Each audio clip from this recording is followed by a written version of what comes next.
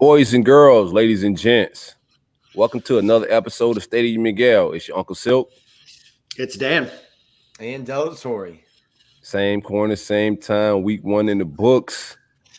We couldn't wait, man. Fresh on a Sunday morning. It's a 3-day weekend. Dan got some Bender stuff to get into. So we was like, hey, man, let's fire this thing up. I'm anxious to pod. How y'all feeling? Good. We're feeling better than Dan's AA sponsor, who is like he's not getting through. So this weekend is completely different than how it was going to be on Monday when we last chatted. On Monday, we talked about mine going up to Bonnaroo. Supposed to be there right now. I was going to have to watch the game after the game was over and everything else. But it got canceled because of the Hurricane Ida had flooded a lot of Tennessee, flooded those fairgrounds. So about 5 hours into my drive up to Tennessee, we got the alert that Bonnaroo was getting canceled. I had to turn the car back around. I decided to spend a night in Gainesville, got to hang out with Nick for a bit, and then made it back to Tampa on Wednesday. So very quick little Tuesday afternoon and Wednesday morning trip, but we're back. We'll be planning some activities for the weekend. So we're gonna have ourselves a good time. But I kicked it with the whole pod last week. I got Corey on Saturday, Dan on Tuesday. Nice. Yeah, we turned Corey up. Didn't tell me he was in Gainesville. I just saw it on the timeline. That's like It was all last minute, man. Everything's kind of flying by a little fast here. I'm gonna be back in town on Tuesday. Heads up. Okay. I got a heads up now. Yeah, you got me? You ready? I got you. All right, for sure, man. So we got to talk about some football here, fellas. Make you go sit down at the booth at Balls. No, I'll never sit down at Balls again. Actually, when I go back, I want to speak. I want to go back during the daytime and speak to management about like that situation. I don't think they have management. I don't think there's management involved. There's no fine establishment. I like it. Yeah. No, Nick and I went to social. I'd made it over to Balls, and then Salty Dog only had about 6 people in it. I was a little disappointed. Went in, walked in, right out. It was like that gif of the Simpsons grandfather that walks into the restaurant, sees Bart there, like puts his hat on that thing, makes it turn around and grabs. That's what we did at Salty. It was a little disappointing. Balls was bumping, of course, but we'll make it back in a couple weeks. And bumping Balls is wild. They didn't want your money anyway. That's fine. That's fine. Well, boys, Soak, I think you were going to mention big football game yesterday, huh? To start off the football season. Fun football game. I'm ready to get into some football talk. It's time to get the takes off. We don't have to find content now, baby. The games are being played. Mm-hmm. Shout out to Chris Doran. He had some takes.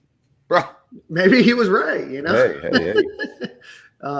He came on fire. But so let's get into the game. Before we do that, let's give a shout out to Greg Brunt.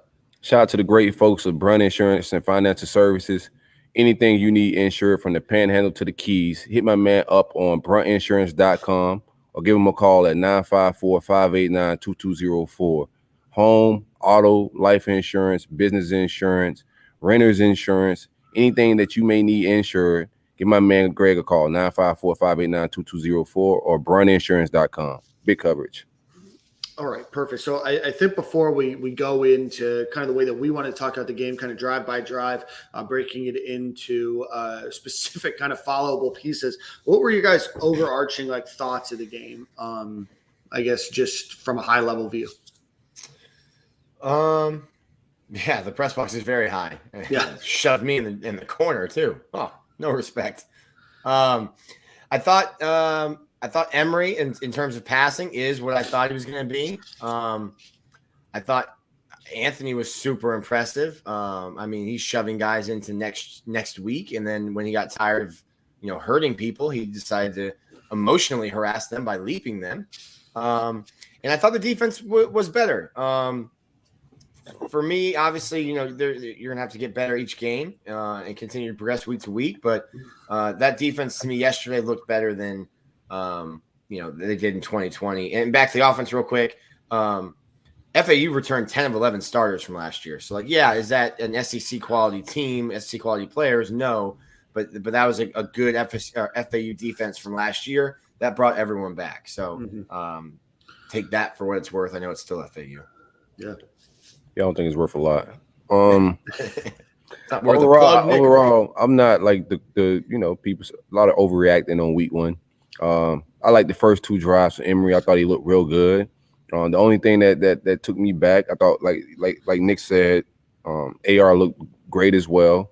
Only thing that drew me back a little bit was Emery was fine until he came in and seen AR play, in my opinion. Then it got a little shaky. He seemed confident, seemed like he was hitting things on stride, a lot of rhythm in the run game, pass game. I think his accuracy wasn't like elite, but it wasn't bad. But it seemed like when he subbed in for AR, that little sub happened, then it got a little off the rails. But overall, man, like you said, Nick, the defense looked good. I'm not gonna go. We got gashed quite a bit by a FAU team. It felt like some bend but don't break. But assignment wise, I thought everybody looked better. We got lined up quicker.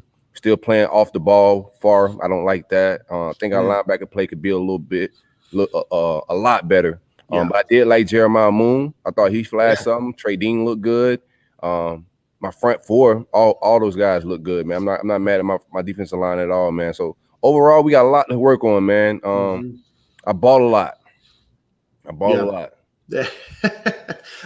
No, same. Give it. I bought a lot. He sure did. I'll give a shout out to the fans that were there. I'll give a shout out to the student section that was there early. It looked like a good, exciting, electric atmosphere to be back into, especially a game, like FAU that doesn't normally draw a huge crowd. I think the team, certainly has some areas of opportunity. I don't think that this is a lost cause. I don't think that this is a 7-win team like some of the people on the internet think.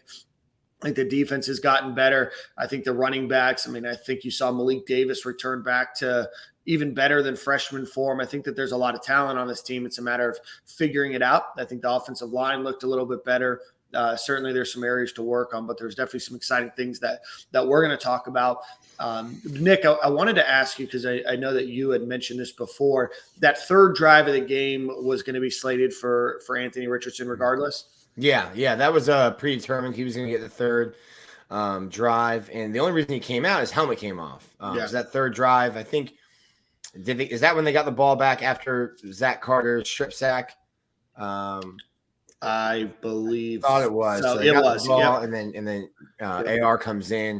The only reason he came out, and I thought AR was looking good when he first came in. I think the only reason he came out is his helmet came off, and then that was the first. I don't think either interception was a good decision or a good throw by Emory Jones, but that one was just staring down a receiver in the end zone, and then by the time you're going to throw it, you hit a guy in red right in the chest. And I think we talked about this a little bit. You don't want Emory Jones. I saw a lot of people on Twitter and on our message board talking about, has he gone through any progressions, and has he done, this? I'm like, listen, this isn't Kyle Trask. You don't want him going 1, 2, 3, 4. All right, back to 1. Like, if 1, 2 aren't there, maybe peak at 3, but run. Like, you saw he can be electric. Like, he's covered in like Vaseline. He's slippery. He's hard to tackle. It's a totally different runner, I think, than Anthony Richardson. But I don't know if you want him waiting in the pocket for 7 seconds, trying to go through progressions. You want him to take advantage of that speed. But yeah, that third drive, that first interception, there's no excuse. He never took his eyes off of whoever the receiver was there near the Florida sideline. Like, to say the least, that call and the quarterback sneak, both of those were like head scratchers. Those took me back a little bit. Like, the quarterback sneak is on Emery, because he got the wrong call from the sideline, and I think that's where inexperience comes in, because you're looking at it and you think, okay, I've got this call. That's not the look that we need for this call. Call timeout, go to the sideline, talk it over, instead of saying, all right, well, that's the call. Let's go with it. Yeah. Because I think, Dan was on TV saying, you're like, what the F happened there? Right. Because that was not a play ball there, on that. Yeah, we can't really quarterback sneak on the center from the 5. Like, I don't. With Anthony Richardson, you might be able to. No. Nobody's quarterback sneaking under the center from the 5, Nicholas. A timeout needs to be called if I'm getting on the center to run a dive. Like, what is going on right now from the 5? It looked really bad. The whole play. Obviously the quarterback sneak isn't made for a 5-yard gain, but it looked uncoordinated. It just looked way off. It didn't even look like the team totally knew what to do. And I'm And then surprised Dan that made the same face we all made. So I knew it was some miscommunication or something that was the ball was dropped somewhere in communication. which is going to happen in game one. If this was game 8, I'd be concerned, but I am concerned Right. about some of the other things, and we'll talk a little bit more about it, being 4 years in. But let's go kind of series by series, at least in the first half. Gators get the ball to start off. I didn't, of course, see the first couple plays because the SEC Network needed to show the end of the Missouri game versus Central Michigan. Jim That was McElwain, insane. Jim McElwain wasted 3 years of my football life before, and to not ever have to watch him play again would be fantastic. But there I am watching his team lose by 10 to Missouri, 6 minutes into the UF game. But Gators start off with the ball. Nick, I think the first thing, and I did finally see it, was the Emory Jones pass to Jacob Copeland. Really nice pass, our catch, by Jacob Copeland. Then on the next play, Malik Davis goes for 31 yards. The Gators move down the field. You have catches by Rick Wells, Jamarcus Weston, Naquan Wright, Jamarcus Weston again, and then finally Dameon Pierce scores the touchdown. Thought that they looked really good on the first drive. Really just kind of put well together. They seem to be fluid. Game plan looked good, a mix of pass and rush. But what were your thoughts on that first drive, boys? 11 plays, 75 yards, in like 3 minutes. That was exactly what you wanted to see. And I think people were, excited. You're still not going to see Emery. And that's what I talked about, especially over the middle. Like, I don't think he has the touch. I get like big Felipe Franks vibes watching him throw. It's like behind guys. He's throwing at ankles. Like you said, the Jacob Copeland catch was really nice because it wasn't a good pass. So that's on, the receiver with his body control. But I think, that first drive, they threw more than I thought they would. But yeah, I mean, that's what you needed. I'm not surprised by what we saw from Emery. I never thought that he was going to be a great passer, but that's an really efficient first drive. And then on the touchdown, Emery actually told us, Dan and Emery told us the story. So Emery checked out of the play at the goal line there, and then the defense settled, and he checked back into a different play. So Dan had said he trusts Emery in terms of being able to kill a play at the line, being able to audible, being able to check, and that was right there on the very first drive of the game, an example of Dan giving Emery some leeway and some room to do things at the line of scrimmage, and it turns into an option But touchdown. how much of the first drive is just scripted anyway, though? Probably the first 10 plays. At least, yeah. So at least the first 10 plays, and there were 11 plays on the drive. So The first that's stuff that you do in the hotel parking lot in the morning. Like you walked those plays, those first 11 plays, you walked through in the hotel parking lot, in the ballroom, wherever it is, right. That morning. They've been working on that all week. To be real with you, I thought the first drive was good. Scripted, as we all know. I thought he executed, got through his targets. It was playing very well. The first 2 drives I thought went very well, but I have no. I was hyped. I was glad that I didn't have the TV access, so I kind of missed the whole first drive because I would have been talking reckless.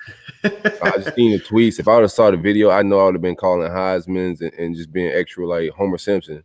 So I'm glad I missed that on the video and came along in the second drive. But the first drive is you couldn't write a better script. Yeah, no, the first drive, I mean, even getting into the second drive, Florida looked really solid going, into the second drive. The Gators, let's see, they get the ball on the 20-yard line after a touchback. You have a Malik Davis run. You have an Emory Jones pass to Dameon Pierce. You have a Malik Davis rush. You have a pass incomplete, Malik Davis, Emory Jones, long run. I thought that was his best run of the day, not just because of the distance, but his ability to see the hole and make the moves that he needed.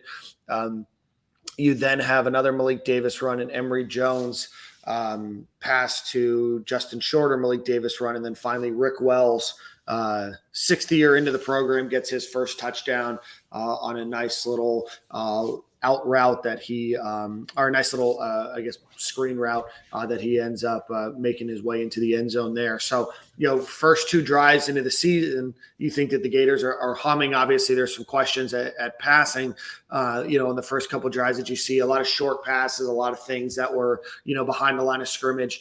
But ultimately, you have the ball 2 times and you score 2 touchdowns relatively easily. So, I thought that the Florida Gators, especially on the first 2 drives, looked, really competent on offense. And so, I don't know if you guys have any thoughts on that drive. Again, pretty seamlessly moved the ball down.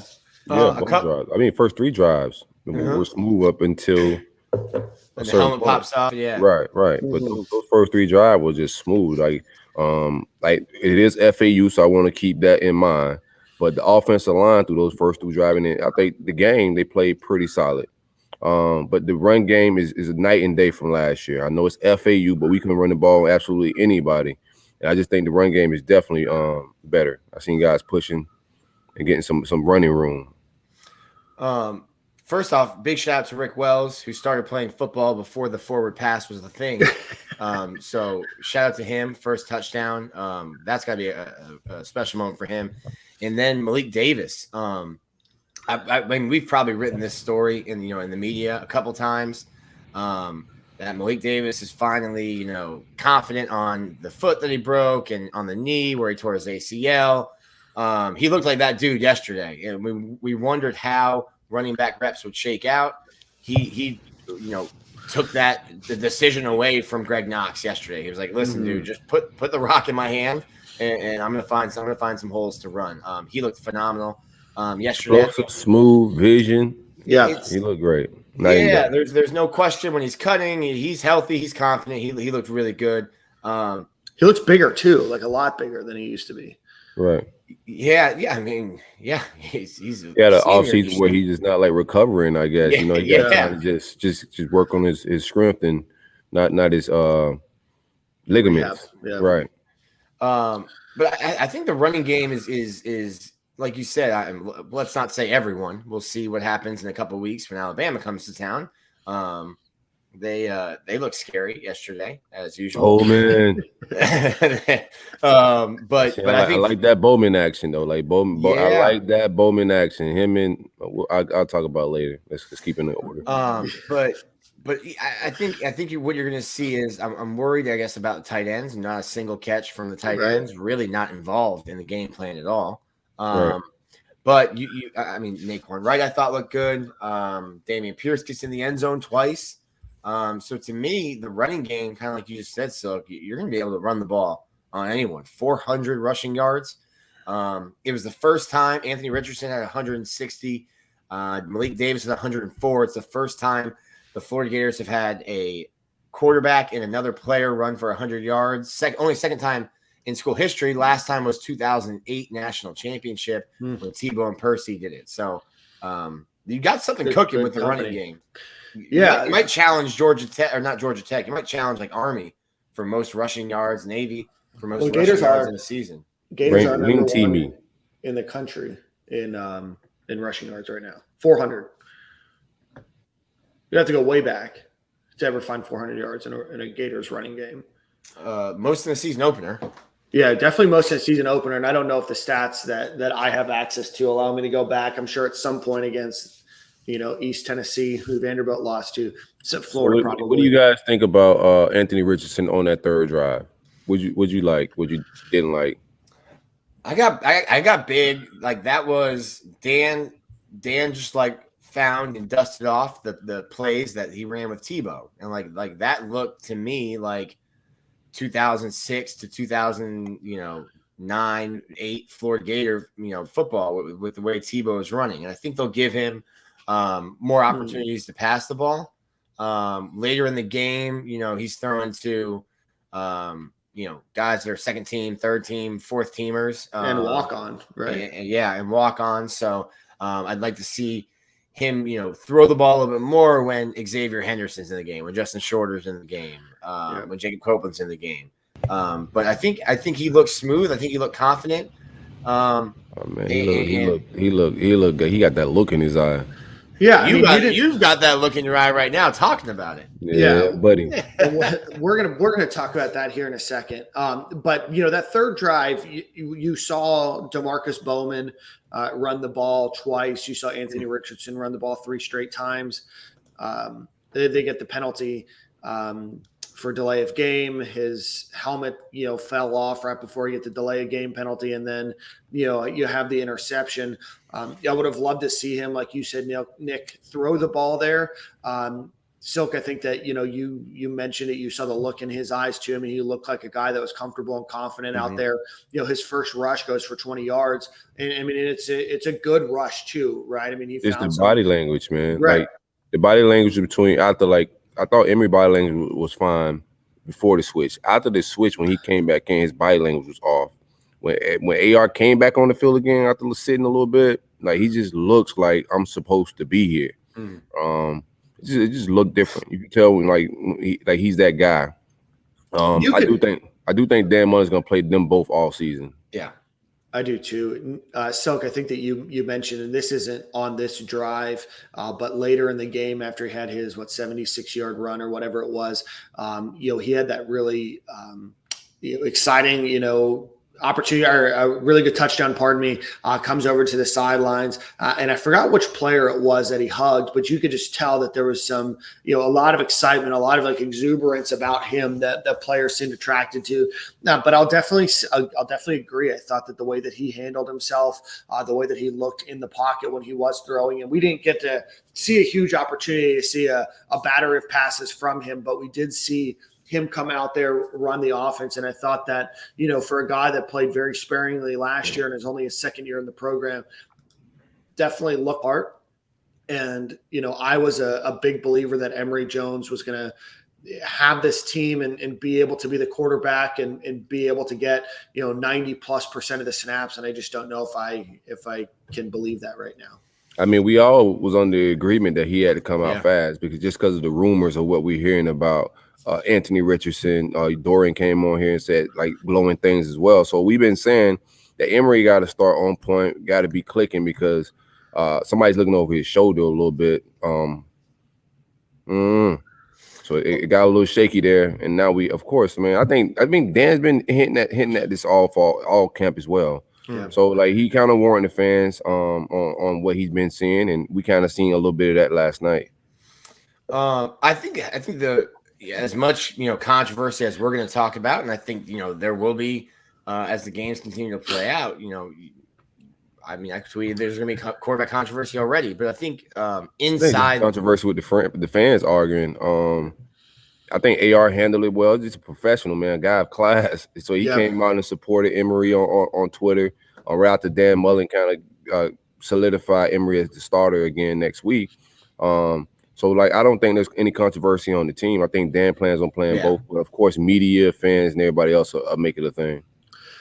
Yeah, no, and I think you saw support of each other. Anthony Richardson retweeted something about Emory Jones. Emory Jones retweeted Anthony Richardson's, unbelievable hurdle of an FAU defender. It's nuts, man. I think that's healthy. I think that's good, even if it's optics. I'm sure that there is a lot of support, but even if it is optics, I think it's good optics. Emory Jones has been around this program for 4 years. He's been around a lot of these guys during those 4 years.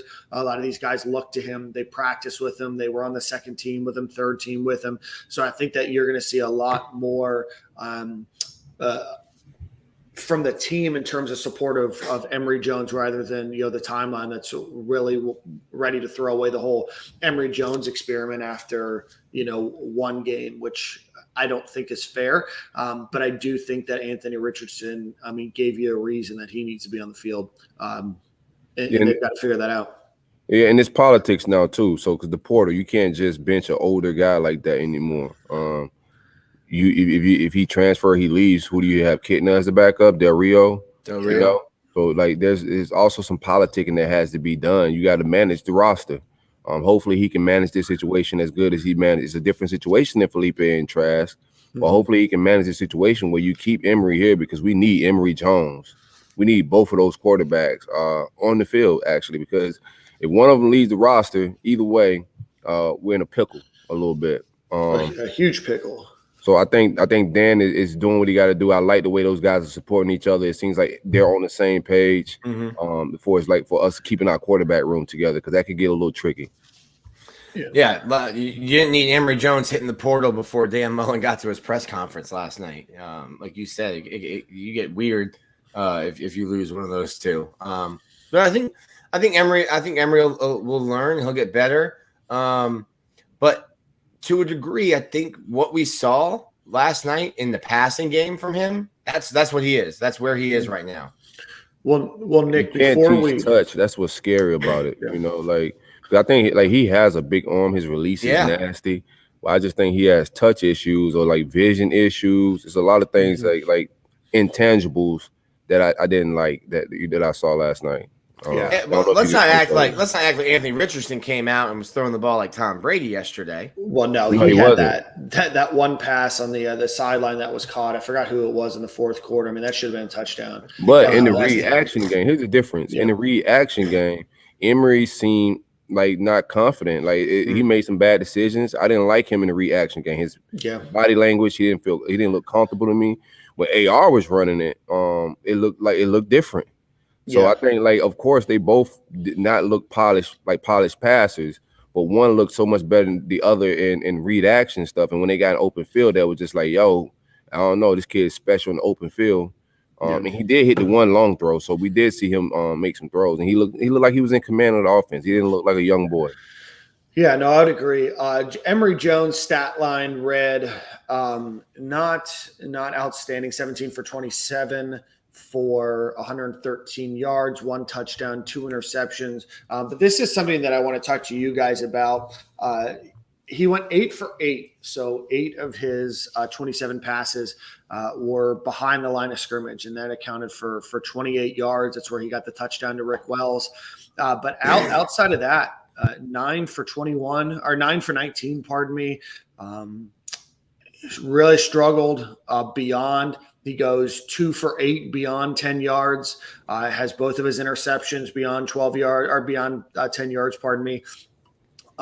Definitely didn't see it. And that's what I'm concerned about. Nick, you mentioned the lack of tight end involvement. You didn't really see much of Jacob Copeland. You saw a couple errant passes to Trent Whittemore. You didn't really see much with Justin Shorter. You didn't really see a lot with these guys that we've continuously talked about being, exceptionally talented and being able to get the ball in their hands. And that to me is the biggest concern. Stephanie mentioned it. You can't teach touch, but you definitely can't win a lot of football games in the SEC if you're only completing 9 of 19 passes, and 7 of those 9 coming from 0 to 9 yards above the line of scrimmage.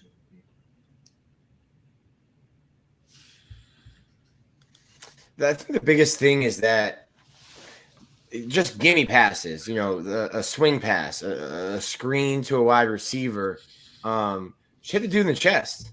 You shouldn't, when you're throwing a screen to a wide receiver, you shouldn't have him, picking the ball up off his shoelaces and then looking up to see where it is. Like, you hit him in his numbers. That's an easy throw. It's like you're playing catch in the backyard. No one's moving.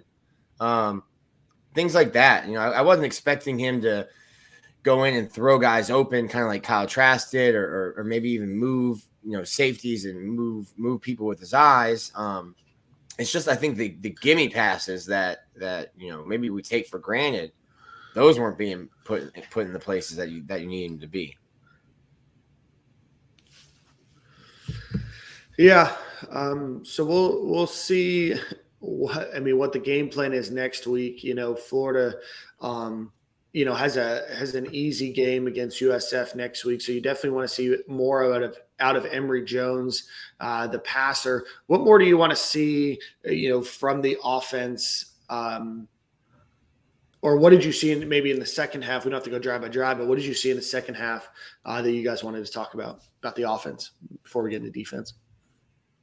It just kept stalling. It never got going again after those first few drives. Emery never, to me, looked comfortable again. Looked okay, but he never, to me, looked comfortable again.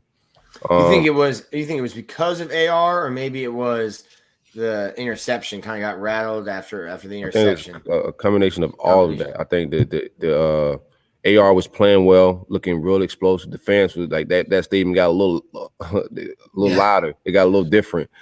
He came in the game and spelled him through an interception, and like the stadium deflated a little bit. So I think all of that played into the psychology of what he had going on. And of course, like you got to be able to bounce back. And I think he bounced back a little bit in that game, but the offense, from what I seen, didn't really start back clicking and moving like it could be an explosive offense until AR got back in the game. When 15 got back in the game, we looked like, yo, this thing could be explosive. And then if the guy that's touching the ball every play is the most explosive player on the field, like the game changes if that guy is touching the ball every time. We don't have to find a way to get that guy the ball. Like, how do we get the ball in Kadarius Toney hands? No, the ball is touching Kadarius Toney hands every time if he's the quarterback right now. Yeah, I think that Emery very badly misread that interception. That was just a really bad interception. I don't think you saw him play the same after that. I think that he probably got into his head a little bit. I think that you hear a deflation of the crowd right when you're about to score. The field, you have a quarterback that moves the ball down the field, then he gets out because his helmet comes off. You start with a delay of game penalty, and then you have the turnover. Right. So I think that there's like going to be a very audible deflation from there.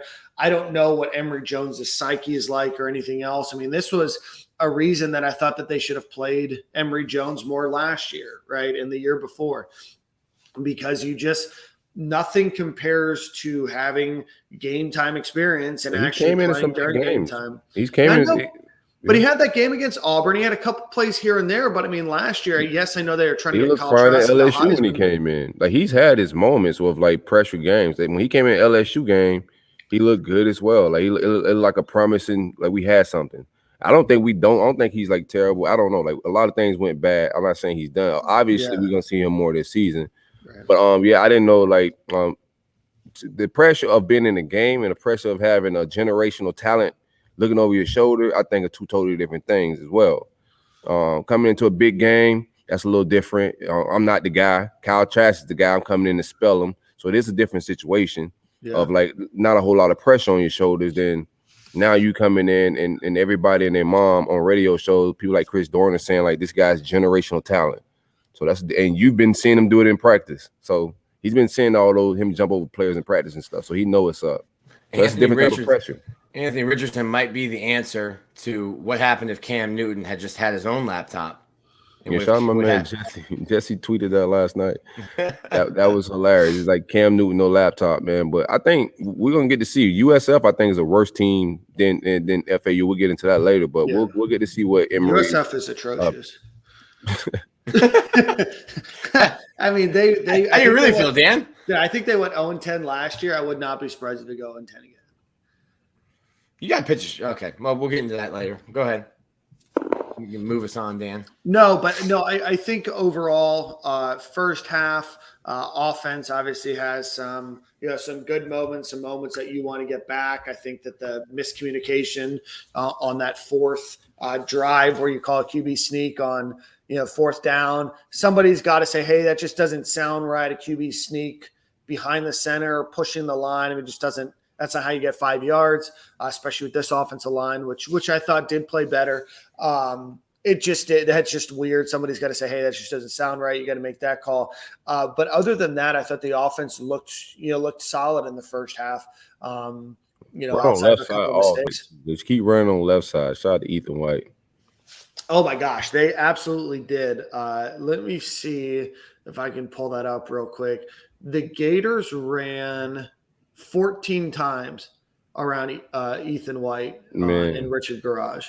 Let them big boys do what they do, man. We can lean on that side over there, man, a little bit for sure. I'm sorry, 23 times to that side.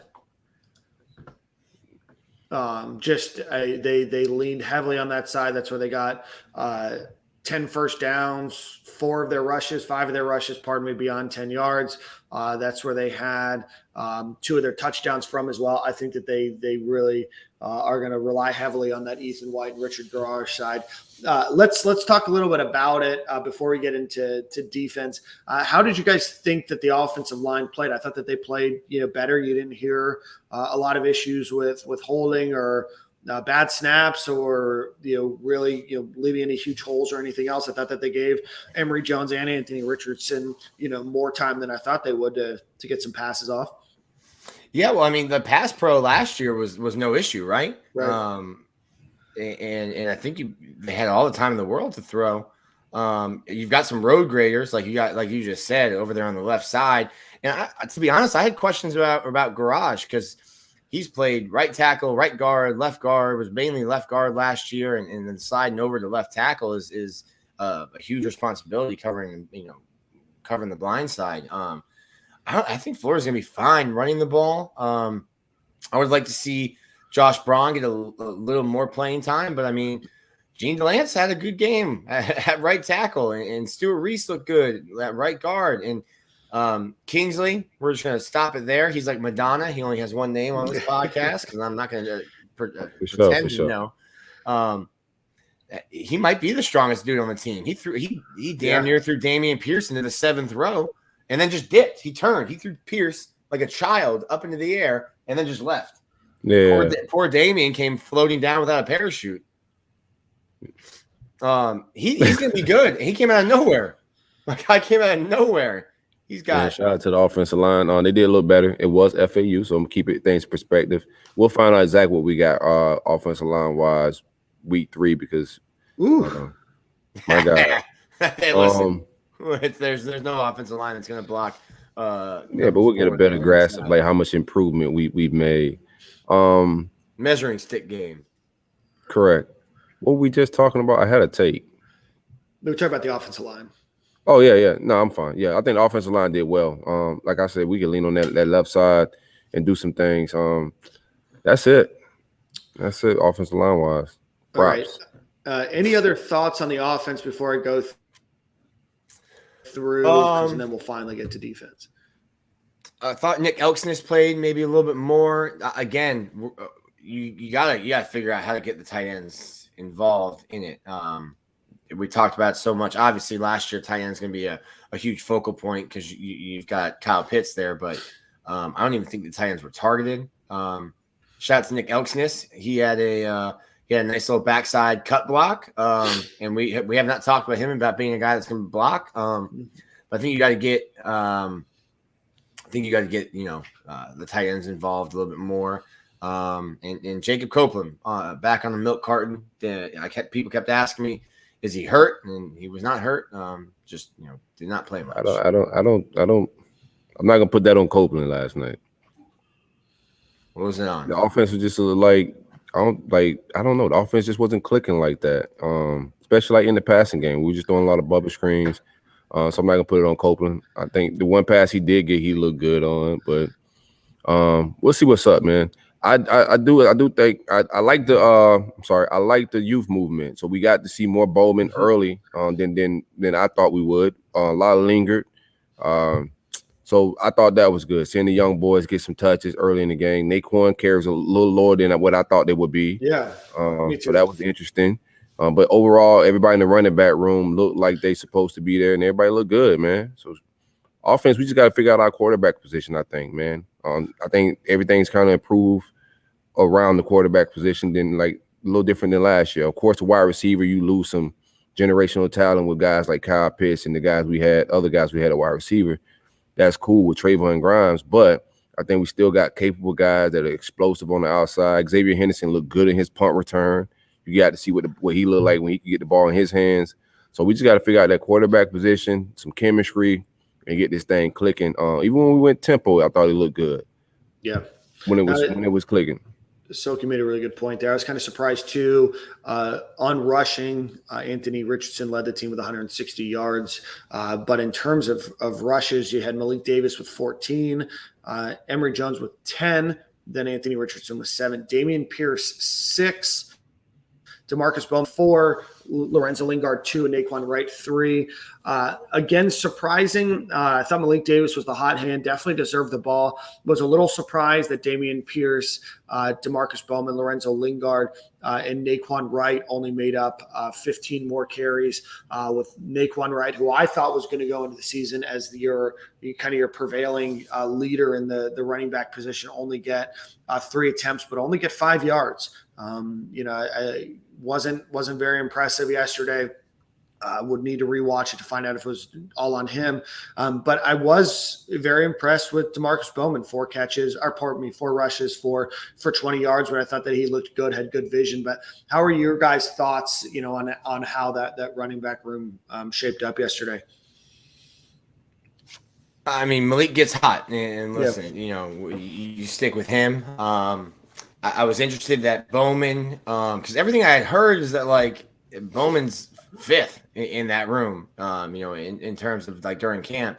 But he got in that 3rd drive with Anthony. I think Lorenzo Lingard is one I was sitting there and thinking like, did he dress today? Where is he? Is he in the stadium? He got in late. To me, I think if I were, I think if all 3 of us were the coach, we'd probably have Naquan starting, Bowman second, if not starting, and then you figure it after that. Maybe before the game, but that looked shifted a little bit last night. Malik looked good, bro. Yeah, Malik looked really good. Yeah. So how do you guys handle that going into next week? Obviously, there's still an order here, but you have a lot of capable people.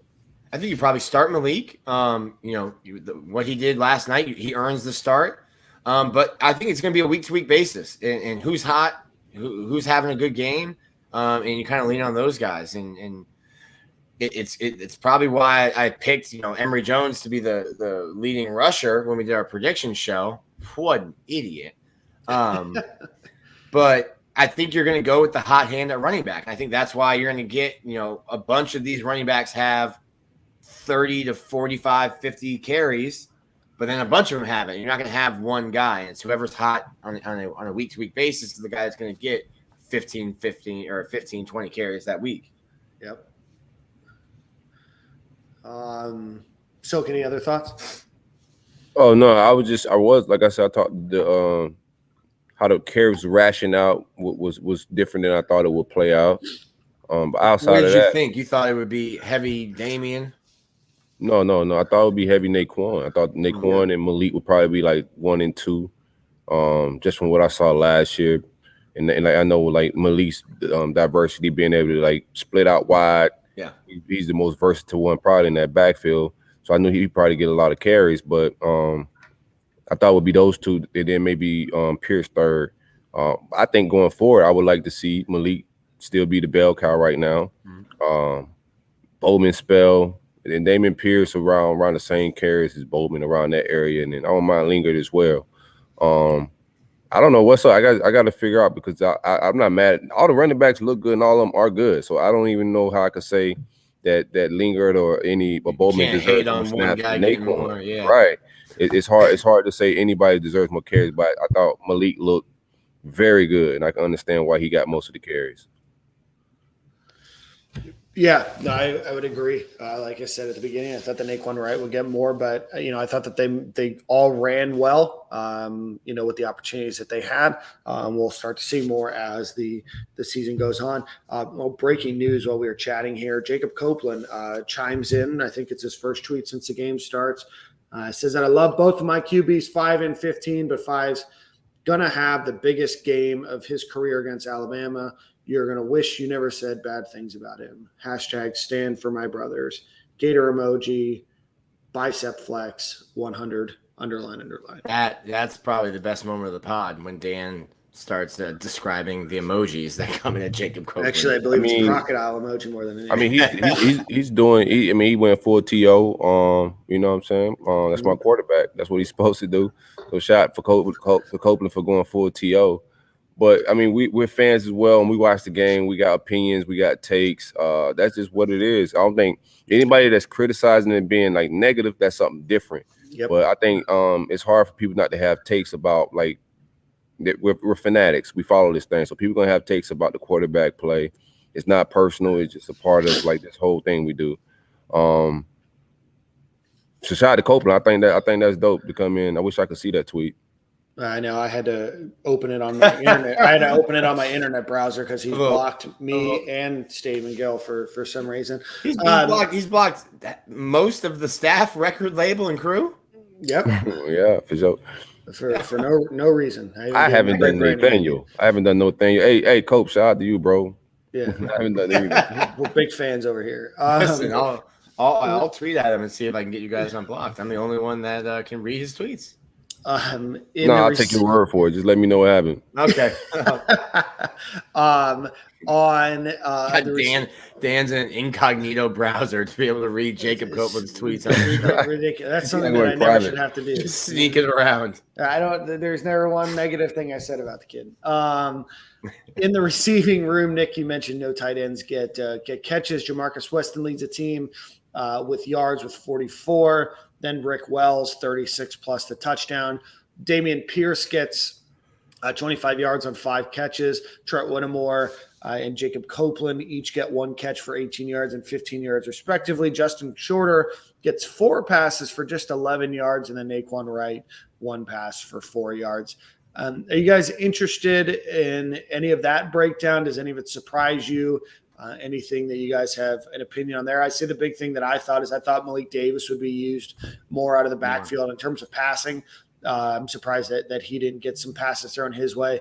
But I think that what you'll see out of here is that there wasn't a lot of long passes. There wasn't a lot of huge opportunities to get big bulk yards. But any thoughts on the receiving room? I think that they're trying to put Justin Shorter into that like Trayvon Grimes screen game. I think they tried to throw it a couple times yesterday. I'm like, listen, not the same player, not the same player. Trayvon Grimes was a load to bring down. I guess a little disappointed in I'm just not disappointed in the receivers necessarily. I was just disappointed in the passing game. I didn't have super high expectations in the passing game going in. I thought Whittemore maybe had a drop yesterday or a pass that hit his hands. He could have caught that he didn't bring down. Mentioned Copeland. I think probably saw more Xavier Henderson on the punt returns than you saw on offense. So I just don't think there's a lot to really take away from or glean from the passing game. 20 completions for 153 yards as a group. I don't think I saw anything from the receivers yesterday. Great blocking. They're blocking their asses off in the running game. Yeah, they're keeping it vanilla too. I think a lot of it. I think Copeland knows that as well. He's showing some confidence in this guy, but I think they do know that they're keeping things as vanilla as possible until they play Bama. So I think a lot of it just we kept seeing that the throws behind the line of scrimmage and like Dan doing certain things. I don't think Emery's atrocious at passing the ball. We can't throw the ball like a forward pass. So I do think they're keeping some things on the wrap. So I'm not gonna judge the wide receiver room too much. I do think they got wrinkles for everybody in the offense. Dan's gonna cater around all those talented guys. I think it's our most talented room on the team, top to bottom. So I think we got talent there. I think we just got to figure out like the rhythm of our quarterback and chemistry at that position. And wide receivers are going to be fine. Shout out to Billy G. So if you're grading them, they just get an incomplete. You're not giving them an A through an to F. be determined. Yeah, TBD. to be determined. TBD. Classwork still due. They're still floating out there a little bit. Let's give a shout out to Game Time Sidekicks. Visit them at GameTimeSidekicks.com. Use promo code Stadium and get 10% off of your order. If you're looking for over 350 plus different branded sports and league stainless steel cups, check them out. StadiumSidekicks.com. Promo code Stadium, get 10% off of your order. Fantastic product. You guys will love it. College sports, golf, NFL, all sorts of different options for you. Check it out, GameTimeSidekicks.com. Let's get onto the defensive side of the ball. I've hinted at it a little bit, but we all thought that the defensive line played great. But outside of that, Nick, were your thoughts on the defense? I think that front seven has the ability, and we gassed them up. I mean, we gassed up the front seven all off season. I gassed up the front four. I gassed up the front seven. I added in the linebackers too. And the linebackers showed up. Jeremiah Moon probably had one of his best games of his long career. What do you think about the position move? Like we talk about these guys. He's like a little bit of Wingo himself. Okay, I've been playing a little bit of everywhere, a little linebacker, a little rushing. Shout out to Derek Wingo. He played some football last night. That was nice to see. Shout out to your peoples. STA Pride. There he is. Gale, clip that. Clip that, Alec. That needs to be a TikTok. No, don't do that. What do you thought? What do you think about Moon at linebacker? I like it because I thought he should be a guy probably just rushing the passer. Like, hey, put him at buck. But I think he's athletic enough. He can run. He can run a little bit. I think he had a really good game. And listen, this is your last year. And Phil Savage, the guy that used to do the Senior Bowl. The Senior Bowl is like ready to put a ring on Jeremiah Moon. They're trying to marry him. They talk about him like he's the next Lawrence Taylor.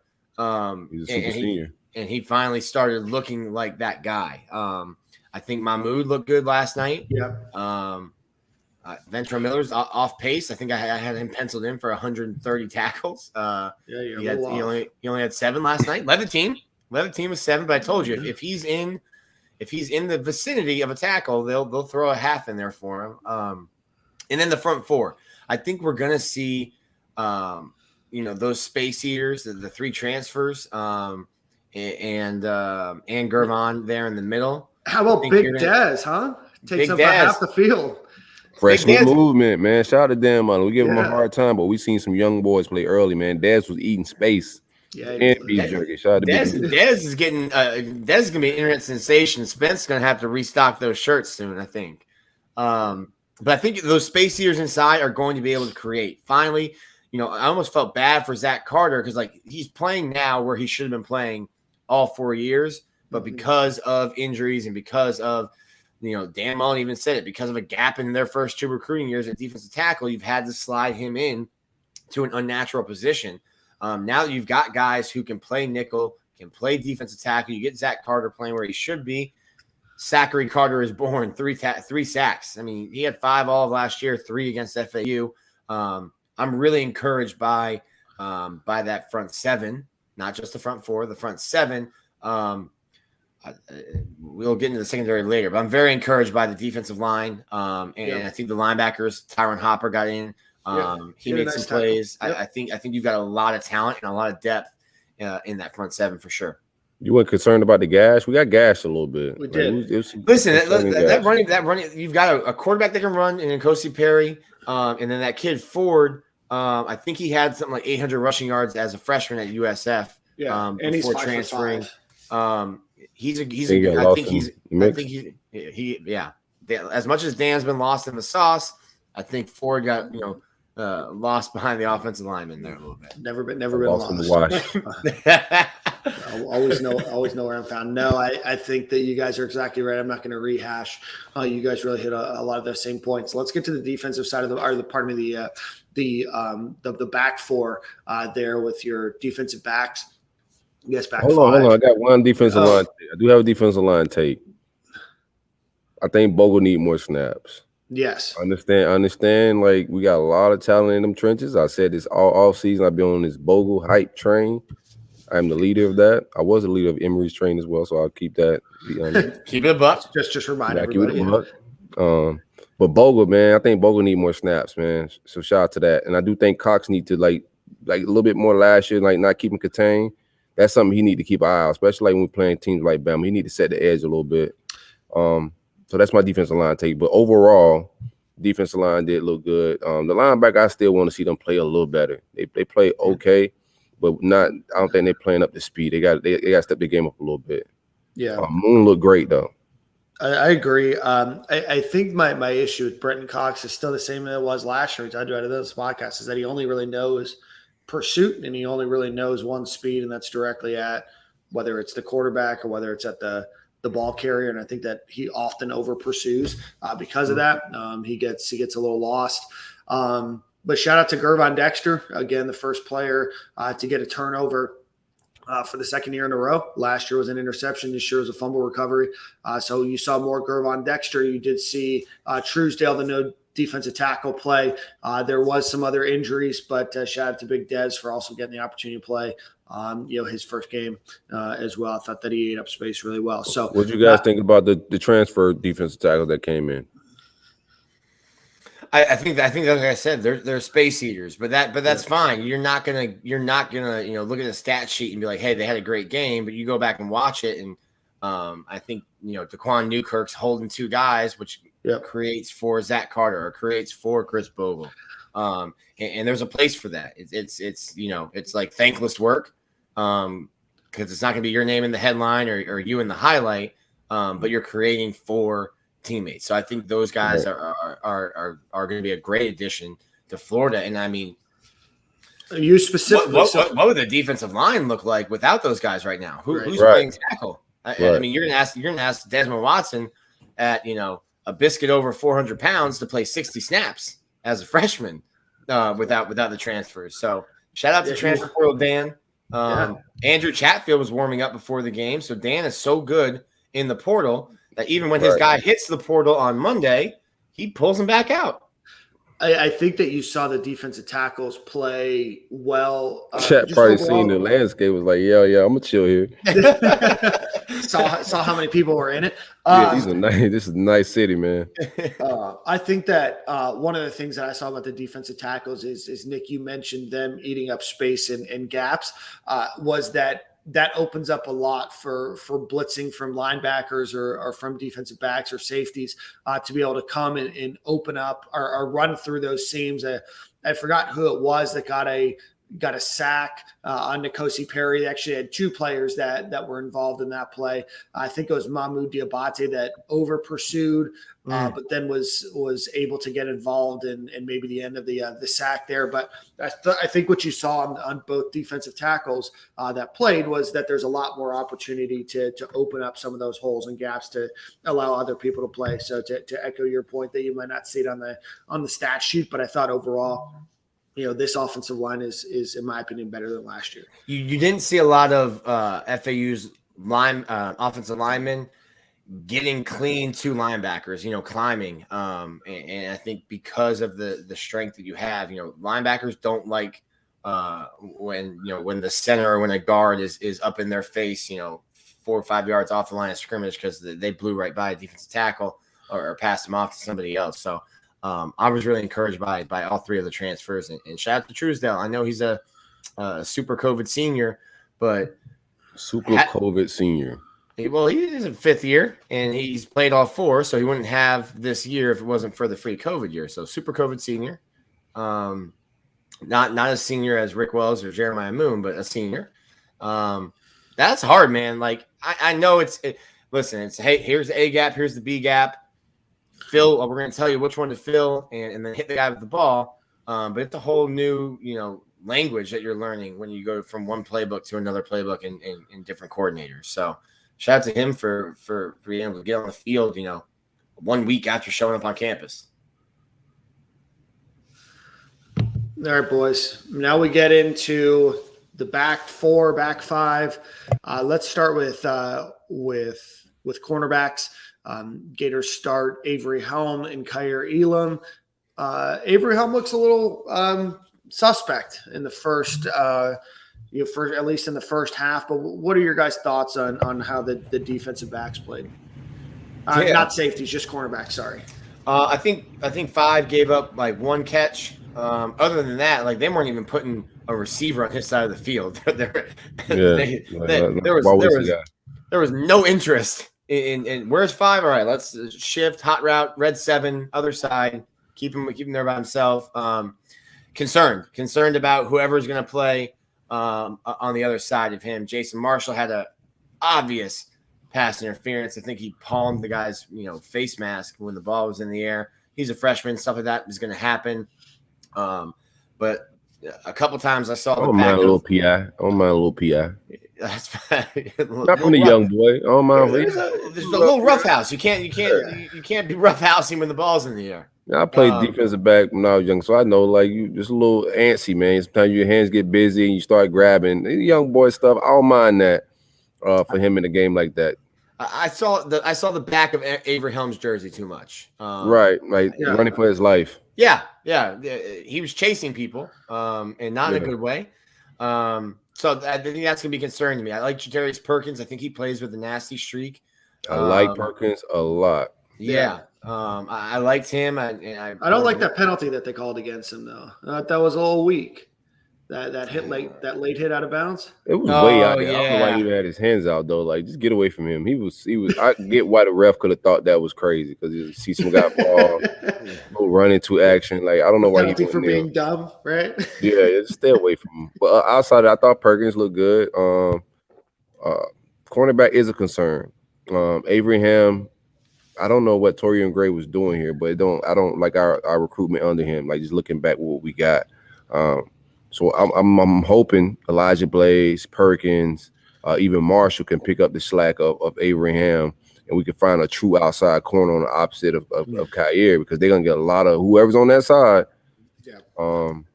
It's gonna get a lot of traffic.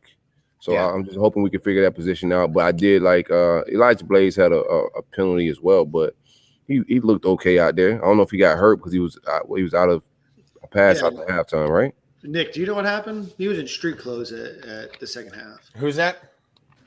Elijah Blades. I don't know. I remember seeing him. 19. I remember seeing him. I thought that was in the second half when I saw him though. No, he got the penalty in the first half. I'll write that down. In the second. I'll write that down and ask Dan. I didn't remember that. I was probably trying to get jokes off. The second half game was kind of yeah. You get into your little halftime joke bag, a little Q&A. Yeah. I mean, listen, we need to ask these obvious questions. You gotta give the people what they want. Yeah, there's people. The people they do like violence. Like they like to bring it upon themselves. It's not violent. Overall, we got to figure out that other spot. Star position, Trevez. Are we talking about that with the safeties or not? Yeah, we can talk about Trevez now. Yeah. Yeah, Trevez didn't look. I don't like him at the star. I don't know. Like, the star position has been a weird one since we've been calling it that at the University of Florida. The only person changed the name, you know. Yeah, the only person that figured this out was Chauncey Gardner for one season. Even when Trey Dean was there, he didn't look good, but he's looking phenomenal at safety. So I think we got to find the right guy to put in that spot. And we got two spots up front right there that they got to figure out real fast. Didn't see much of DeJuan, and that's a guy, you know, the three guys right now that are really working at that star. Trevez starting, Perkins behind him, and then DeJuan. Maybe DeJuan's still swimming a little bit in terms of playbook. Terminology, muscle memory, playing linebacker, safety, it's different. It's just a little muscle memory stuff that he's going to figure out, but he's going to get all that worked out soon. But Trevez did get, Duke can hit. That big hit on the sack. That he had, but I agree with you, Silk. It still doesn't look all right. No, he looked lost. He looked like even when he was involved in the play that he came in late.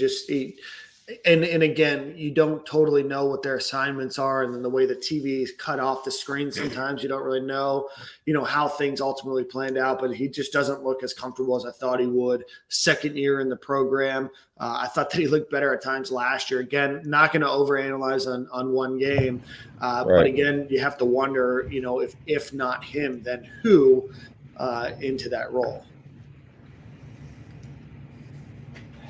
Which is the options are limited there, yeah. Right. But are they limited? I think you can figure out somebody between, like, especially the veterans with Perkins and Blaze, and like you got Marshall who's talented. Like, I think they got to be able to figure that out between those guys. Yeah. Let's get into safeties. Thought that you had Rashard Torrance and Trey Dean start. How do you guys think that they did? I'll say first, I thought that Trey Dean played all over the field. I thought he looked pretty good yesterday. I thought I got worried. I think it was special teams. Trey Dean got hurt like early on in the game, and all of a sudden you've got Mordecai McDaniel and Rashard Torrance there for a drive. and I'm thinking, whew, you got 2 sophomores back there. But yeah, I think both Torrance I think was fine. I think there weren't any glaring issues to me. And then I think Trey Dean has really found a home. He was super hesitant to even move to safety. If you go back to his freshman year when they told him to, but he had a pass breakup, 6 tackles. At one point, he was leading the team in tackles. You never want your safety to lead the team in tackles. That means people are getting too many yards. But I think Trey Dean's really found a home back there. Yeah. Was a little lost. He was okay at corner his first year. Moved to start. He's been bouncing around a lot, but I think this is his real position. Looked real good out there yesterday, flying around. It is FAU, but we saw him finish up against Bama last year, looking like the same type of guy. I think he's making himself some money. He's locked in, man. I also he looked like he was in command of the defense. Like he was getting guys in the right place. Him, Kyer, shout out to Ventura Miller. All those guys look like leaders out there vocally. And I like Moon's energy. I want to say that as well. Moon's energy, he brings a different type of energy as far as like that hypeness, like that Brandon Spikes moxie or whatever. It's just a different energy when he's running around. He makes plays and stuff. But overall, I think Trey Dean looked very good. I am concerned if he goes down with Mordecai McDaniel or somebody behind him. But as long as Trey Dean's healthy, I think he's about to have I think he's about to have a big season and make himself some money. Yeah, no, I would agree, and we'll see more. You didn't really see a lot of Rashard Torrance yesterday, involved, which is not a bad thing. FAU was not going to be a team that went over the top a lot. Was going to throw a bunch of yards, so we'd be interested to see as they go against USF and then obviously Alabama coming up here. I think the one thing that we forgot to mention on the cornerbacks, and we mentioned it I think briefly earlier, was the fact that we're still seeing, especially on short downs, these massive cushions 7 yards off the ball that cornerbacks are giving, which to me means that it's a schematic thing. And, we were wondering if there was just like issues and miscommunication, but this is the 4th year in a row that we're seeing this nonsense. And it doesn't make sense because you see the quarterbacks, checking at the line, just, I don't know, they're saying, just do a quick, hook or do something. But, you only need 3 yards and you're lined up 7 yards off the ball. No matter what decision you make, that position is going to be open for the wide receiver to make a first down. It's just annoying. I mean, it's probably a bend but don't break type of mentality. But what I don't get is we was getting home with 4. Yeah. If you were getting home like we was with 4, like let's press. Let's disrupt some routes. While we 7 yards back, we're getting home with 4 pretty damn fast.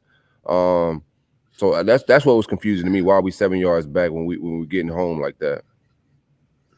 I think you hit that right in the head. Like if you're having trouble getting to the quarterback, like, hey, all right, let's play off a little bit because we don't need to, get torched. I think the really obvious ones, like what Dan hits on and what the timeline hits on a lot, is like, hey, 3rd and 3, don't play 7 yards off. Cool, you got another tackle, but sticks moved, chains moved. I think Florida's going to be able to get home with 4, on a lot of teams this year. So. Is it a scheme thing? Is it maybe, hey, we don't necessarily trust the guys yet other than Kyrie Elam? So we're trying to give him some cushion. I don't know. I don't know if it's scheme or something they're seeing in practice. But yeah. It's the same corners we were just talking about. So that may be the vibes. Like they may be a little bit not performing well, and you want to bend but not break. Try to keep everything in front of you and not get, because I like every ham scared me a couple times. Like when guys got by him, that running back that blew by him in the beginning of the game was spooky. I was like, hey. What was that? Whoa. What's going on there? Got a little bit too much dip on your chip. That one I went like scrambling because I like grabbed the binoculars. I was on the far side of the field. I'm like, who just ran past him? Like, oh, that's a running back. That's not the scenario you want to have happening in the first quarter of the new starting cornerback. No. That was a little spooky because that was not long after the game got put back on the old television, the old ESPN network. So that may be a reason why they're off. But nonetheless, if it's 3rd and 7, you can't be like, if it's 3rd and 3, you can't be 7 yards back. Like that's simple math. Just pad and stats. We need the cornerbacks to get some tackles. after a while, if they're preaching to you not to get beat deep, I think the defensive back has a bailout mentality as well of I'm gonna make sure I don't get beat deep. And then like on 3rd and 3, they're forgetting like I need to come up and smack somebody because they're worried about getting beat deep. So it's a mentality thing as well.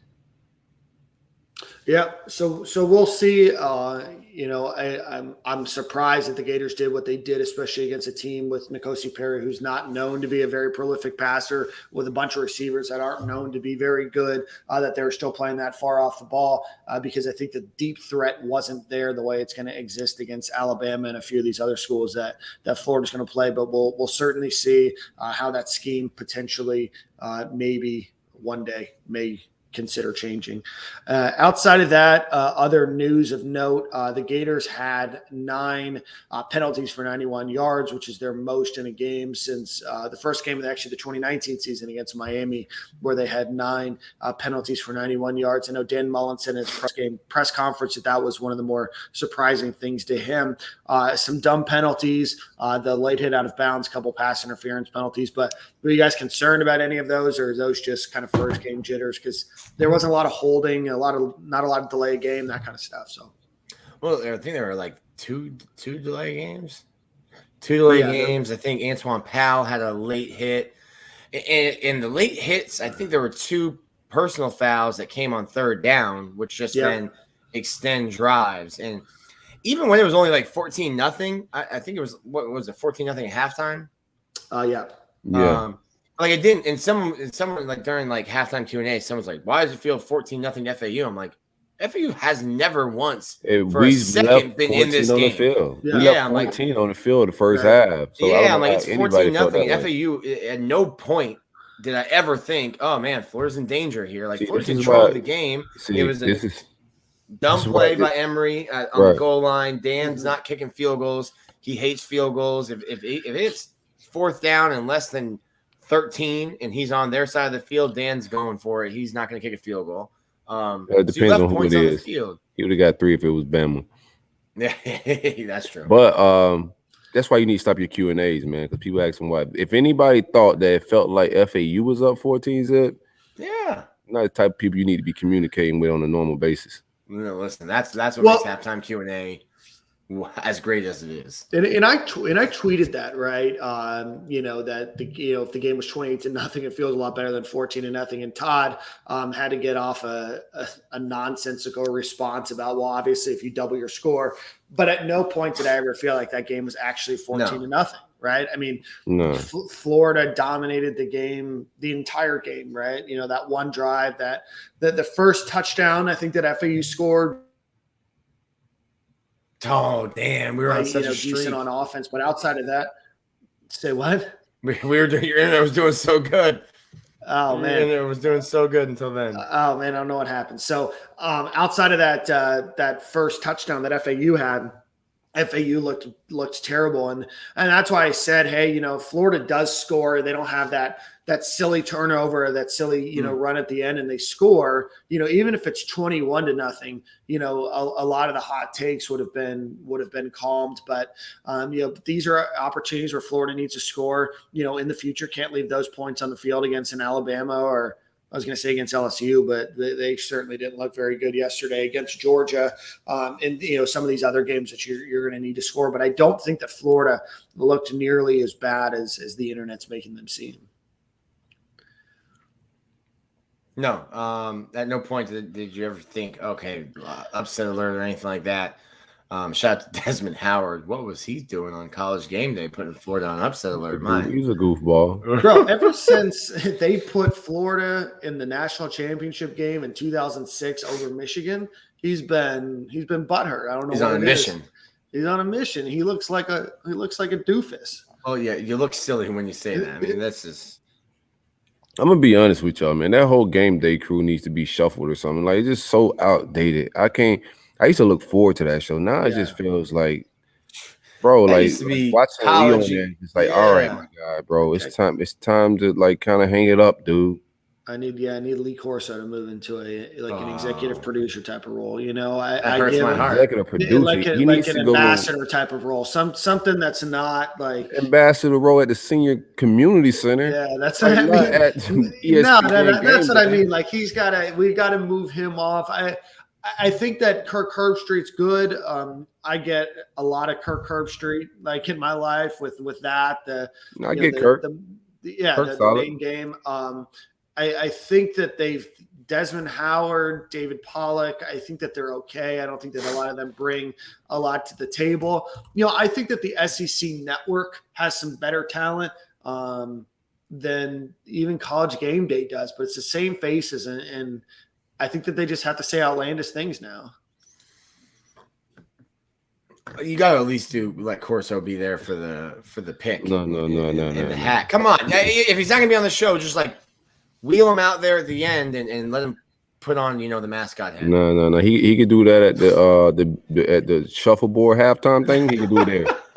I think it's time for Lee to hang it up, man. He's a legend, man. Shout out to Lee Corso. We've been watching him for years.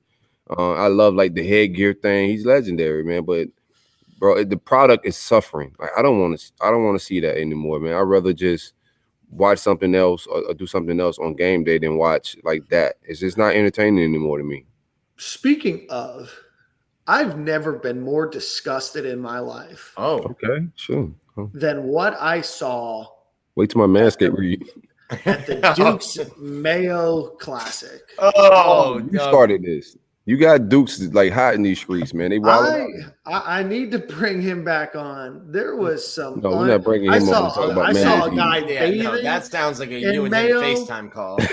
I saw Mayo eating contests. I saw random folks in the crowd just stuffing their face in Mayo. Y'all are wild. And no, y'all are wild. You should be ashamed. You should be ashamed that that's how your product's represented. A dignified condiment like I eat would never allow their condiment to be consumed in such an audacious manner. Anybody that eats mayonnaise out of the jar needs to go to the feds. For real. That was disgusting, though. There are probably some fans who made the trip to Charlotte that are now on no-fly lists after their performance with Mayo. Probably got Rona, man. You can't be eating during a pandemic. It's like that's just good advice. Just good life advice. It is. Oh, my dad did let me know that he served me Hellman's growing up. So my apologies for. I told you Hellman's the GOAT. What are you talking about? You better respect Hellman's. That's what we had in my house. So, what else? Dukes. I've never seen Dukes before. Shout out to Dukes. Hey, and shout out to everybody on this podcast that listens. I must have gotten over 100 tags and random Mayo things over the last couple of days. So I'm glad that those can be we're done. We've moved on. But any other thoughts on the Florida Gator game before we move on to next week? I think we're gonna have some issues at special teams, Nick. Stop. Why you throwing that edge in there? That's why we didn't kick the field goals. That's probably why we didn't kick the field goals. Well, I'm interested in who's going to kick a field goal because Chris Howard. Shout out to Chris Howard. He's 16 of 16 on his career. Point after touchdowns. Who's going to kick a field goal? Because I think Crispin came in late and kicked a PAT, but who's going to kick a field goal? I don't know who has the bigger leg. They're getting, they get cute. Greg Knox. I don't know who's calling it, but they get cute. Excuse me, they get cute with kickoffs. Like, hey, dude, if you got a kid that can kick into the end zone, just do that. They try to get that hang time, and college football changed that. You can call a fair catch on a kickoff, and the ball's still going to the 25. So I think they get cute there. My Bloomin' Onion, Jeremy Crawshaw, first punt, not great. Sent it straight into the end zone. Shout out to Tommy Townsend, who FaceTimed me from the locker room during the game. Yeah, I saw that. They'll get the punts. We'll figure the punting out, Dan. Don't worry. I'll be at practice Monday working on punts. Yeah, but one thing that we didn't talk about on this show, and this is going to get Silk's attention, is Xavier Henderson looked really good returning punts. It looks like that already. It looks like we're going to have probably Kyer back there when they're looking to probably fair catch the ball, and Xavier Henderson when they're willing to not fair catch the ball. However, Xavier Henderson did catch the ball on I think like the 10 or 12 yard line, just found a seam and just busted right through it. Well, that first punt looked like a pass. I mean, that thing did not get very high off the ground and went directly at him. I thought, okay, this is one you can return. The second one, he gave like this little like half fair catch, like he was almost trying to like bait somebody to like stop. I think it was that one you're talking about, Dan, that he returned. But yeah, hey, he's slippery.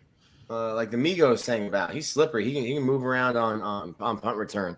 I think you might have something there. And it's like I said about Kyer. Listen, if the punt returners' heels are going to be on the 15 to 10 yard line, the punt returner is going to be Kyer Elam, because he's back there to wave an arm, catch the ball. I know Stoke doesn't like to hear this. He's waiting for Bama. I'm just telling you, he's gonna take one. He's gonna take off. He's gonna take off with one, nigga. I'm just telling you what I'm hearing. He's gonna get yelled at if he's back there. He's gonna get yelled at. He's back there to wave his arm, catch the ball, and get the offense back on the field. X is back there. So you saying if Kyer takes off, he's gonna get the Dan Mullen look like with the quarterback sneak? Yeah. We just talked about how suspect the other corner looks. You want him to roll an ankle returning a punt? Absolutely. And get a receiver to catch the ball. Like, I don't understand like why you got him. Like, we got a lot of receivers that can catch. Kyer Elam, running back like Bowman, somebody could catch. Anywho, Kyer Elam will get yelled at if he returns a punt. I believe he's back there to catch it and do the safe stuff, Dan, Nick. Yes. But I don't think he's gonna get yelled at. That's my take. Hollered at. Probably more by his dad and. Hey, like, what are you doing? This is the bag here. Stop that. Stop that special team stuff. Yeah, I just thought like overall, like not a bad game. We got a lot of kinks to work out. We should have like dominated this team better, obviously. Mm-hmm. Emery just gotta get better with his timing. I think his timing's off, his reads are late. So he got to clear that type of stuff up for a veteran guy. For this team to be able to have a successful year is going to depend on that position right now. What I'm seeing is quarterback position. And that's pretty much my overall take of the game. Yeah, not a lot to still a lot of games we played. Gators are 1-0. The only way you make it to 15-0 is by going 1-0 every week, right? So you already know I'm Homer Simpson, man. One game closer to Atlanta, baby. All right, so Gators gonna be saying dope in a couple of weeks over there, Homer. You keep that negative energy out of here, Nicholas. All right, let's see. USF Gators play here in Tampa at Raymond James Stadium at 1:00. USF is 0-1. They lost to North Carolina State University 45-0 in a game that, as I read, could have been a lot higher scoring. They allowed NC State to run for 293 yards, pass for 232. USF, there's not a lot of analysis here. They're bad. They're like a terrible. really bad team. They are going to compete in Florida State for the worst team that Florida's going to play this year. So I'm expecting a blowout in this one. Deep analytical dive there, Dan, was bad. Very bad. Yeah. Very bad. Yeah. So what do you guys want to see out of this game? I mean, we know the team is bad. I mean, I don't know what we're going to learn, but it's also like a glorified scrimmage. So I get to go out to Tampa. I'm going to go out there and check this game out. Pull up. I may as well go out there, right? Yeah. Right. I'm going to pull up. So if you're in the Tampa area, man, hit me up. But I'm going to be out there for the USF game. It's a glorified scrimmage. I think guys could, like, you know what I'm saying? We could try some stuff. Let guys work the way up or down to work the depth chart in a game like this. Reps. Yeah, of course, the one time that the Gators play in Tampa, probably in my entire life, that's not in a bowl game, is the one weekend where I have tickets to a concert that got rescheduled from last year. So I'll be up in Nashville. But I still, to answer your question, what I want to see is I want to see what Florida should do. Right, Florida should easily be able to put up 42 to 50 points on this team. I want to see better decision-making from the quarterback position. I want to see better linebacker play. And then I want to see them work out the kinks of who's going to get the ball, because that Alabama team that Florida's going to play in week 3 is a team that does not look like it's missed a beat. So this is your opportunity to work on those kinks. They look good. Don't keep me in mind, but I'm not gonna say they look just like. We'll get into it. We got another week for Bama. One game at a time. I don't want to. Look at you. That's podcast discipline right there. So I don't want to look ahead. Yeah, I'm gotta be in the same mindset as the team, man. That's right. 1 week at a time, right? You just got to go 1-0 every week. 1-0, baby. You know the vibes. But they did. Like I thought they showed some areas where they could be. There are some kinks in their armor. Yeah, there's some kinks in that armor. Miami is atrocious, so shout out to that. Silk's out here in full head coach mode. He's like, the next game is the most important game. The next team is the best team on our roster because that's who we're I'm gonna tell you something, man. Like having to be responsible on the timeline now is new for me. So like last night took a lot of restraint with me getting out the timeline, like getting all my takes off, man. So that felt good. Waking up in the morning, not like, oh my God, I got 1 million retweets about like just rants. Shout out to you. Yeah, it felt great. I think your USF, like Dan said, very bad. Come out of the game healthy, and just clean up those little things that we talked about, in the passing game. But I think the main thing is like leave Tampa as healthy as you went into Tampa. I want to see a lot of 15. Yeah. I want to see Emery get better on his timing. I want to see our read action, even not just his timing in the passing game, his reads in the pass game, but also in the read action stuff. I want to see him maybe decisive. Go. I mean, that's his strong suit is him being able to run the ball. So he's got to be able to run that offense a little better. So that's what I want to see. Secondary, I want to see that other spot solidify. I like Marshall. I like the young boy. If we're going to struggle on the outside with Abraham, put the young boy out there, let him get a few PIs. But overall, I think he looks like he needs to be the guy on the other side of Elam. So I want to see a whole lot of that. Let him get some reps in a game like this. Run game is what it is. So I like us to be able to work on things. Lean, run, of course, work on our read action, but let's pass the ball around. Yep. Let's see if we can get some guys and scheme some guys open here and there. I know they're not going to get deep in their bag. So we may just see the vanilla stuff, the bubble screens, the basic routes, because they don't want to get too deep in giving Alabama a look of this thing. But I do think you want to see, like you said, Silk, despite the fact that it will likely be vanilla, is that you want to see them do those easy things well. Right. No regression. You want to see the offensive line do well. You want to see the defensive line get pressures, create turnovers, force turnovers, force some interceptions. Those are things that I want to see, is that you want to see a good, sound, disciplined game. I don't know if Florida, is going to blow them out of the water. They should. It doesn't seem like it's in Dan Mullen's bag to really throw up, a bunch of points against, these gimme games. So winning 45, 52, 58 to nothing, I just don't know if I totally see it. But I do see, hopefully a team that continues to get better, team that ends up without any injuries. And then I'd like to just see the penalties go down. So go out with a good, decisive, clean win and go get prepared for that next game. Yeah, then it's gonna be fun. I don't think I've only watched like one game in Raymond James Stadium. I'm sure you've seen a bunch there, Dan. Yeah. But I think mine was on an Outback Bowl. Yeah, the only one I've never been in that stadium. It's my first time. It's old and wide. I was about to say it was nice. Good. That's a great description there, Dan. Well, no, it's not unnice, and they've kept it in good shape because of the Super Bowls and the bowl games and everything else. It expands out more than, obviously like the Swamp would. But the press has got a really good, clean line right in. I think they're in the middle of the tiers there instead of on the top like Gainesville. I was in rough shape on January 1st for the Outback Bowl. I couldn't tell you where the press box is. I sat in it, but don't necessarily remember where it was.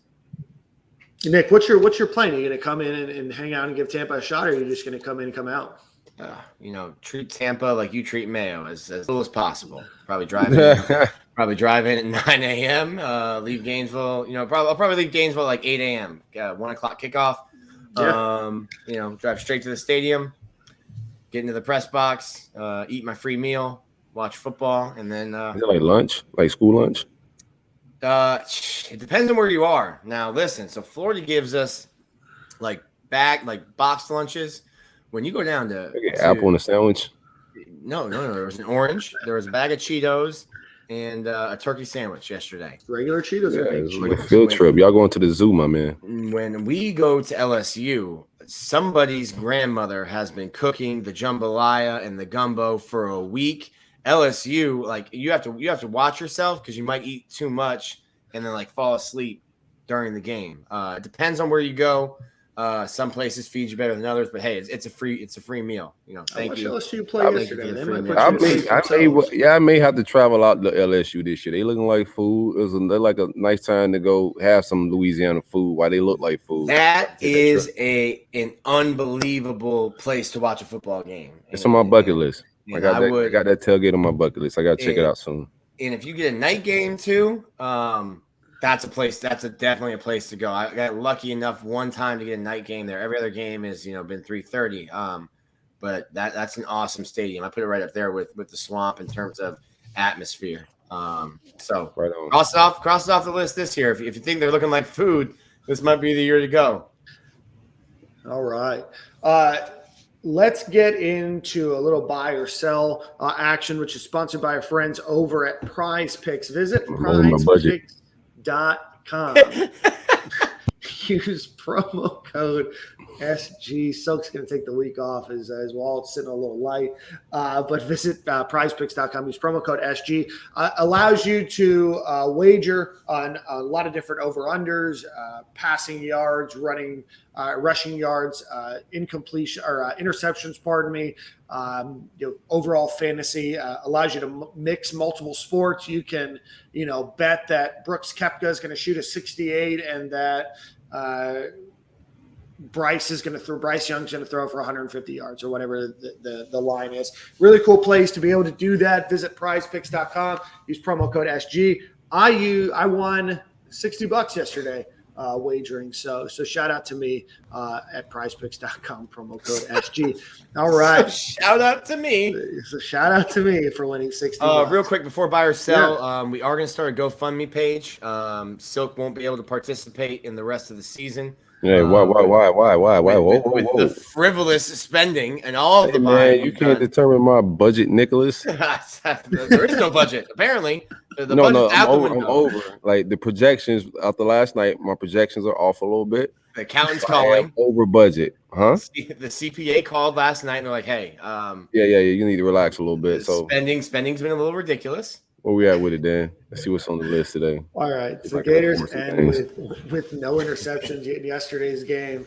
But buy or sell that the Gators get 1.5 interceptions or more against USF. I'm buying that. He learned nothing from you, Nick. He's learned nothing. I'm buying that. Like we can't pick these people off next week. We're not picking nobody off the rest of the season. Like, come on. This is the worst team in the world. That's true. I've been Scrooge McDuck sitting on a pile of gold coins, so I guess I'll throw it in there. I'll buy this. Old Scrooge McNick over there. Who you got getting the pick next week? Give me a Dean and give me I'll say a linebacker or somebody. So give me Dean and Ventrell next week for a pick. I'm gonna go Trevez and Perkins. Wow. I like that. You in the same position, so that's the bold strategy. Don't worry about me. Facts don't care about Nick's feelings, right? Something like that. Let's see. Star position is gonna be hot next week. I guess it's a shooting star position next week. They make the biggest jump week over week because all these questions about Star 20 minutes into the show, all of a sudden you get an hour and 32 minutes in and they're getting 2 picks. I'm going to sell. I think that they get 1. I think that they get a couple of other turnovers, fumble recovery, stuff like that. But I'm going to go with 1. I don't think USF's going to throw the ball that often. And I think that they're just really bad. So I'm going to go with Trey Dean getting an interception. All right. Buy or sell yesterday during the game against FAU. The Gators end up with 6 sacks. That's a lot. That's the most the Gators have had in a game in a long, long time. They had that against Tennessee last year, but before that, you had to go all the way back to the Florida State game. Buy or sell the Gators get 5.5 sacks or more against USF. Buy. I think USF is like a buffet line for Florida's defensive front next week. You're not going to be averaging 6 sacks a game, but I think you're playing possibly the worst team on your schedule, and you still have FSU and Samford on it. And I think you're playing the worst team on your schedule next week, so I'll buy it next week. Yeah, I'm buying it, man. It ain't tricking if you got it, and I got it still, Dan. I can afford that's in the budget. Well, listen, are you buying this with credit cards now? What do we have? Payday advances, Nicholas. Old-fashioned payday advance, but I'm buying it, man. I think we at least get 5. We could possibly get a good jump on this sack total for the season, but I like us to get like 5 plus. So it was 5.5. So do you buy 5? Oh, 5.5. Oh yeah, I'm buying it still. Give me 6. Yeah, change his mind. Yeah. Put it at 7. Let's see. You want to try me? Put it at 7. He's buying. I think sacks next week. We should be able to replicate this week. This offense, like it's hard to get all sacks on the offense we just faced because it's like tricky, real get the ball out fast. They were like scheming to get the ball out quick too, like knowing that Florida can get after the quarterback, and you still getting home, still getting there. Still got. I think FAU would beat USF by 14 points. I think they'd be Florida State by 14 points. Yeah, shout out to Willie. FSU fans were able to get some tweets off yesterday, not knowing that they don't play for another 7 or 8 hours. Oh, we're about to have so much fun tonight, man. The semi truck is going to run them right over. If you thought I had fun doing the Miami game, you just watched this Florida State game tonight. Oh my God, I got some tweets. I'm absolutely. It's a professional timeline now. We got no work. I've been getting my dad jokes off, Nick. I'm getting into a cleaner bag. I'm finding my groove in this new world, but. You see, I've had a very PG-13 timeline, and you're shifting back towards that now? Huh? Yeah, no, I'm chilling. It's a PG-13 timeline. Whatever that is, I'm chilling. I'm not like a movie rating. Yeah, I know. Yeah, he knows what PG-13 is, Nick. Oh, okay. So, that's how I'm moving forward. Like PG-13, heavy on the PG. Heavy on the PG. Okay. You gotta get your dad jokes off, man. I'm going to buy. I think the Gators get 6 plus sacks. I just think that they absolutely eat them alive. The only reason they wouldn't is if they truly just dropped back into some sort of contain. But I don't see USF. I mean, this is not your USF teams of a decade ago or a half decade ago. This is a really bad team over here. Buy or sell. The Gators had 153 yards passing yesterday. Buy or sell the Gators throw for 225 yards or more against USF combined. Oh, man, that's a low number. But they got 153 yesterday. Sell. They might run for 500 though. You're gonna sell 225 yards? It's a low number. I don't think Florida will average 225 yards a game. You're too frugal for my liking, man. Listen, I just said they're gonna run for 500. What do you mean? Yeah. I mean, that's kind of like an easy take right there, man. 225. I think and Emery could give us 225 between those two against a terrible USF team. We better hit 300 yards. I'm absolutely buying this. What's up? You all right? I'm trying to decide if I'm going to buy or sell. No, I'm trying to decide if we should go to 275. I'm trying to see what number Silk would sell at. No, I like 225. Just keep it there. I don't want to get ridiculous, but 225. I think we should be able to hit that, bro. I think that I'm gonna buy because I think that they're gonna really try to push throwing the ball. I think that they've got to try to figure out timing. I think that they've got to figure out going into the Alabama game. There's a lot of kinks to figure out. I think that they know that they can fall back on the rushing game to win this game. So I wouldn't be surprised if they go heavy passing to try to build some confidence in Emory Jones and Anthony Richardson. All right, boys, finally buy or sell. Anthony Richardson gets more snaps than Emory Jones. Not starts, but just plays more overall snaps. Did he get more snaps yesterday? Because he played the entire fourth. No, he definitely didn't get more snaps. Let me see. Probably got close there towards the end. I'm gonna sell it, and I think it's you leave Emery in there. I think there will be like third drive again. I think we might be in a situation where like, hey, Emory Jones is getting the first 2 drives, and Anthony Richardson gets the 3rd drive of every game, and then you kind of go from there. No. I think that vibe's changing a little bit. We might get into some spurry of like sprint him out for this play, like type shit. Eventually, I think. Maybe I think Dan wants to build Emery up. Obviously, that did not happen yesterday, but he comes out, stands behind him firm.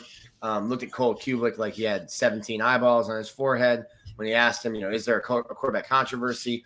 I think Dan will go all in, and you'll see Anthony, but I think Emery will play more snaps. Yeah, I like Emery to play more snaps, but I don't think it's gonna be you could dedicate. Oh, we're just gonna chill and we'll throw AR out there on the 3rd series. I think he's just too explosive of a player just to be keeping for like just to say we're getting him out on the 3rd series. Mm-hmm. I think he's probably the most talented player on our offense. He needs to be out there like right away. You know what I'm saying? Like obviously he was the most explosive player on our offense last night. Yeah, and I don't think we really talked much about that 70 plus yard run where he had also the play where he hurdled the defender. He looked incredible. He looked faster than I thought he would, especially on that. I mean, I knew he was fast, I knew he was athletic, but I mean, he completely ran away from that entire defense. Left them in their dust. I mean, I don't know, if the guys gave up after they saw him, sprinting by, but he looked like a specimen. I'm going to buy that he actually gets more snaps than Emory Jones does. For a reason that I think that Florida is going to blow this team out and they're going to play him more. But I just think that he's right now the better player, and you've got to figure out the best way to get your best player on the field, no matter who's starting or not. I think you've got to find the best player to get on the field. I guess my last thought before Silk we go into Manscaped is, what were your guys' thoughts on Dan Mullen's comments? Some of the internet was upset about the way that he reacted to that question.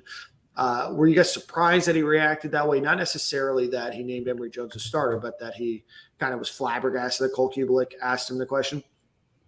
No, I mean, he's playing. He's not shocked. He knew they was going to ask that question.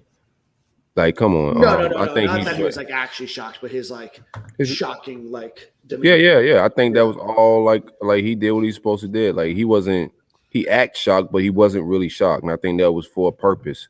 To kind of like support and back Emory Jones. Emery's been here for a while. It's his guy. He recruited him here.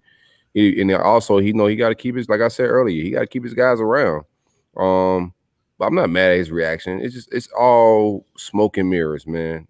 He's really not shocked. He gets the question in real life, and he got to figure out how to like make that room work. He's got to play some psychology games. He's got to politic a little bit, and not just at quarterback, a lot of other positions. You can't just it's a different day and age. It's free agency. Mm-hmm. You bench a kid, they could be in the portal and out of here. Yeah, I'm not surprised at all. I think you everything Silk just hit on. You've got to keep everyone happy. I was joking in the press box last night. I was like, Emery might be in the portal before Dan even gets to his press conference. But I think Dan has faith in Emery. Emery might, change the way that happened. Or Anthony might change, the way things shake out just by the way he plays. But it's one game. The first game, Emory Jones started. I wasn't surprised by the way Dan handled it, or that Dan came out and said, he is our starter. Kind of looking incredulous in it. I think that's all planned, and you're trying to keep everybody happy and keep things running smooth in that quarterback room. Understood. Well, so why don't you take us to a Manscaped ad read, and then who is the song of the week? Is it me? I think it is. See what I can find. Time to save them balls. Time to shave them balls as well. Lawnmower 4.0 from the good folks at manscaped.com is the best of the best when it comes to man grooming, skin-safe technology, protect the family jewels, no scrapes, no bruises, no bleeding. You can use this thing in the water. It's waterproof. Wireless charging. The best of the best. It's Manscaped. Weed Whacker, also another great tool. If you got a little ear hair, nostril hair, go and knock that right out with the Weed Whacker. Ball deodorant is still, they're calling it fall, But in Florida, it's really not fall. It's still too hot for your balls, man. Be sure to use that ball deodorant from manscaped.com. Coupon code SG at checkout for 20% off and free shipping. Protect your balls. I love it. I love it. Well, boys, I'm glad football season's back. We're going to get a big guest, I think, on next week. Nick and I were talking a little bit about it at social. We're a couple drinks in by then, so hopefully he remembers to reach out to that person. Here's his reminder. So looking forward to seeing you guys next week. We're recording this on a Sunday, so hope everybody has a good Labor Day. By the time that you hear this, it might have already passed. So hopefully you had a good Labor Day in honor of the concert that I bought tickets for 2 years ago that I'm going to see next Saturday. Let's give our friends Whiskey Myers a shout out with their song Stone. And we'll see you boys next week. Same corner, same time, my dude.